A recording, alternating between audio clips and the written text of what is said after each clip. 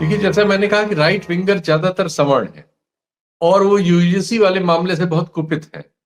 तो जो उनकी आलोचना नहीं करना चाहते, वो किसी और को इधर कुछ लोग जैसे शिक्षा मंत्री को निशाना बनाते हैं, कुछ लोग किसी और को बनाते हैं, टाल मटोल करते हैं, लेकिन बहुत सारे लोग उनको बना रहे हैं।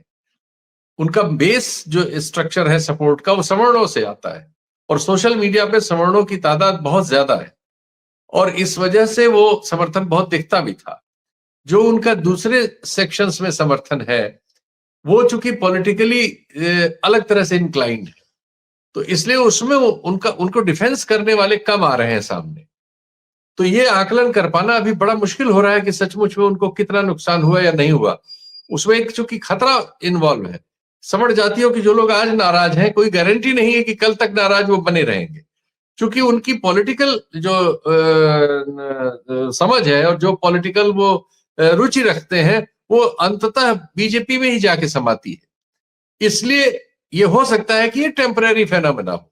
इसलिए इस पे बहुत सावधानी से, क्योंकि अभी का अगर हम सोशल मीडिया देखेंगे तो लगेगा कि मोदी जी का तो बंटा ढार हो गया, लेकिन ऐसा है नहीं। और मोदी जी का एक जो स्ट्रक्चर्ड सपोर्ट उनके पास है, वो इस समय डिफेंसिव में है। इसलिए और ऑफेंस जो है बहुत बड़े पैमाने पर बहुत तरह से हो रहा है, चारों तरफ से हो रहा है एक्चुअली, और उसका प्रभाव बहुत है। तो इसलिए वो समस्या हो रही है।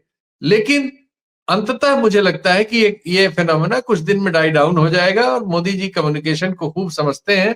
वो भी इस चीज को जान रहे होंगे कि ये कुछ वक्त लगेगा, उसके बाद ये डाई डाउन हो जाएगा और ये कहाँ जाएंगे, आएंगे हमारे पास, और ऐसा ही होगा, ऐसा मुझे लगता है। जो दलित तबका है या जो ओबीसी तबका है, वो भी तो अब सोशल मीडिया पे बहुत असर्टिव हो गया है।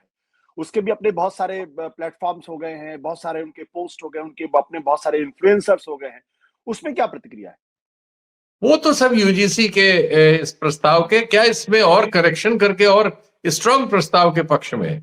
उसमें जो पॉलिटिकली ऑर्गेनाइज लोग हैं, वो तो उनका कैंपेन चल रहा है और वो लोग आंदोलन कर भी रहे हैं और उनके समर्थकों में कोई परिवर्तन नहीं आया है। हाँ, कभी कभार बहस जब होती है तो वो भी मोदी जी को इसके लिए अगर कोई आलोचना कर रहा है कि ऐसा क्यों लाए, तो वो डिफेंस करने आ जाते हैं।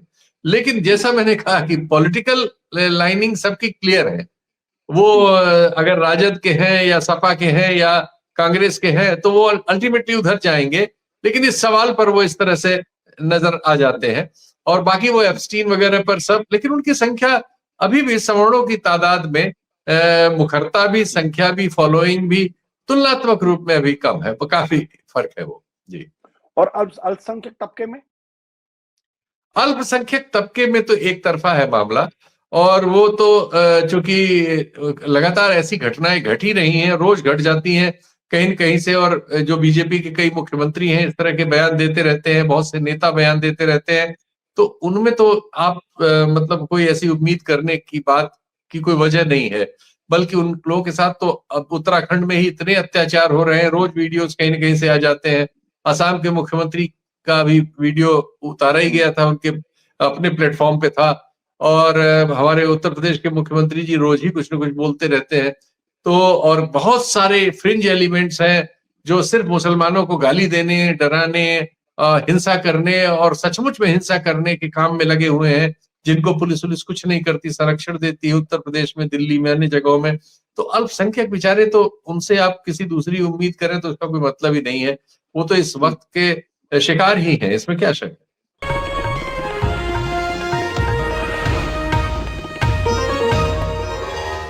Copyright disclaimer under Section 107 of the Copyright Act 1976. Allowance is made for fair use for purposes such as criticism, comment, news reporting, scholarship, and research. Fair use is a use permitted by copyright statute that might otherwise be infringing.